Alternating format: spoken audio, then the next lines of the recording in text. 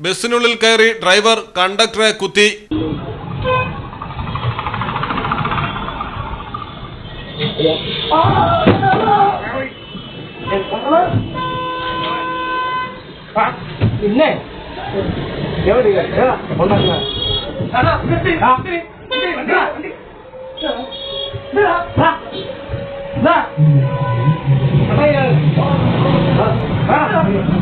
തിരുവനന്തപുരത്താണ് സംഭവം. വിനോജ് എന്ന യുവാവിനെ ബസ് ഡ്രൈവറായ ബാബുരാജാണ് കുത്തി പരിക്കേൽപ്പിച്ചത്.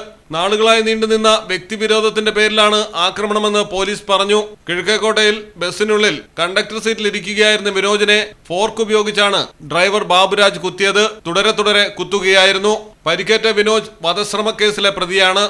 പോലീസ് എത്തിയാണ് വിനോജിനെ ആശുപത്രിയിലേക്ക് മാറ്റിയത്.